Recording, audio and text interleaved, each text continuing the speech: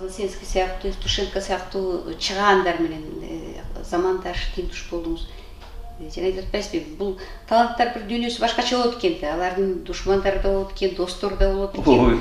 Кыргыз адаятында ушу сиздин өзүңүздүн чөйрөңүздө эң жакын адамдарыңыз, атаандаштарыңыз, досторуңуз кимдер, айта аласызбы? Дос болуп беле менин колумдан сөз да жеп, нан да жеп жүргөн жаштар, анан эле чогуу жүргөн достор, ошонун баарысы сенин атың чыга баштаганда эле кача башташат экен. Сырттарын салып эле. Эмне үчүн? Көрө албастыкпы? Ошол. Бизде артыкча мен ойлойм. Балки мен жаңылам, конечно, но Кыргызда ошол абдан кыйын өнүккөн да. Саясатта да ошол жөн эле айылда деле кошунанын мал көбөйгөнүн көрө албай кетет. Баардыгы ушундай экен да. Коом психология, менталитет биздин айтып жүргөн. Ушундай турбайбы? Мисалы, чүкем деле. Жалгыз өзүнчө кетти. Себеби кичине эле аты чыккандан баштап баарысынан кача баштады. Жамандап киришти.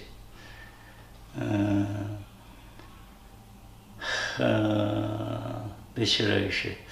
Анын күнөөсү эле көп эл менен мындай барып эт жеп, арак ичип эметиш эмес. Жанагындай той топурларга. Анан эч ким менен сыр бөлүшчү эмес. Ал сыр бөлүшпөгөнү, ал өзүнүн эмесин айтса, ал башка уровенде турат, деңгээли. Адам баласы 3 деңгээлден турат имиш. Ошонун 3-чү деңгээлби, 2-чи деңгээлинде турса керек да. Ал айтса, кайсы жерине күлөм дегендей болуп, түшүнө албай тургандар болот экен. Анан мен аны байкап калганым менен ушу 50 жылдай жанына бирге жүрдүк да. Но меники лично эң эле тимеле жерде жатып калгандарын көтөрүп чыктым да. Көп менин эмелерин башкаларга караганда мен аны менен сыймыктанам. Көп окуушулар. Сиз айтып атпайсызбы, жана кайсың бир топ сиздин сонун таланттуу, сонун замандаштарыңыздын баардыгы азыр алыс жүрүшөт, же баягы акыркы сапар узап кетишти дегендей, сиз өзүңүз айткандай муун алмашкан учурго дейм азыр, Сиз жалгызсырабайсызбы? Негизи жалгыздык деген эмне өз сиздин түшүнүгүздө? Киши жазуучу киши. Бир жазган болобу, кара сөз жазган киши болобу. Орустар айтат, быть самим собой дейт. Өзү менен өзү болуш керек.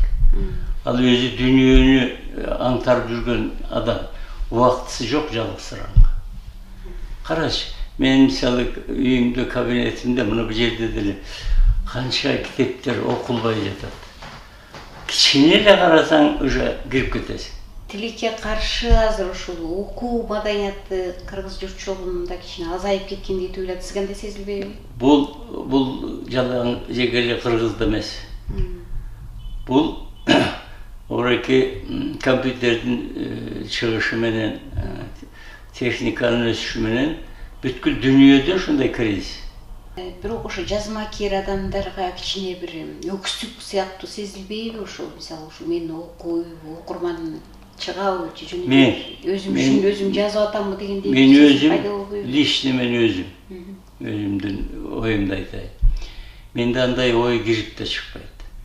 Себеби мен өзүмдүн билгенимди башкаларга айтышым керек. Ал окуйбу, окубайбы, ким окуйт, качан окуйт, ал мындай кызыктырбайт. Мен өзүм ошону жазып эметип калсам, муну жанаганы бүтүп калсам буюрса, бир күлүк жөнүндө чоң эмес, эми чакан роман даяр турат да. Баштап койгом уже. Ошого абдан шашылып турам. Анан ырларым да көп болуп атат. Ыр жазганда сизде кандай көбүнчө баягыдай баягыдай эргүү башкарабы же акыл башкарабы? Ушуну мен жакшылап айта албайм. Мени отургандан кийин эле кайдандыр тияктан келеби деп ойлойм да. Жөн жүргөндө эки сөздү кураштыра албаган киши отурсаң эле бир маалда келе баштайт да. Анан ошону эмне дейм, эргүү деймби же акылдан деймби? Менимче башка бир нерсе. Муну айтууга мүмкүн. Сүйүү жөнүндө дагы эле жазып атасызбы? Иә. Сүйүү жөнүндө.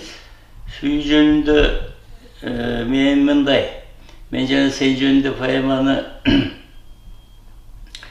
качанга чейин мен көзүм өткөнгө чейин вообще акылым түгөнгөнгө чейин жазып көрөйүн деген ой кылгам. Оюңуз ишке ашып атабы азыр? Ашып атат. Анын себеби адам баласынын эмеси канчага жетет? Психологиясы, эмоциясы кандай учурда кандай болуп ашат ишке. Ушуну мен эксперимент кылып атам.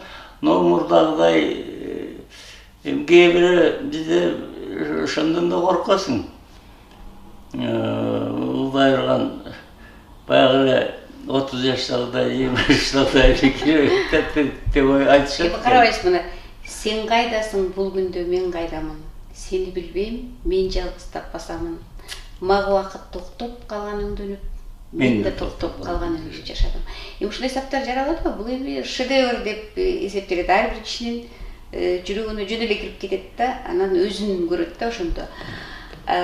Ушул өңдүү саптар жаралып атат деп мен ишенем. Анан экинчи жагынан сиз жана айтып атпайсызбы? Мураны келтирип атасыз. Негизи акын өзү жөнүндө жазат деп. Сен жөнүндө поэма. Өз жөнүндө жазат. Сен жөнүндө поэма. Анын ичинде сүйүү. Бул сиздин турмуш, сиздин тагдырбы? Сиздин сүйүү? Ошол да. Өз жөнүндө деген эле ошол да. Мисалы сен жөнүндө болгондон өзүнө байланыштуу болуп атпайбы? Кандай жанагы өзүңүздүн сүйүү? Только өзүмдүк.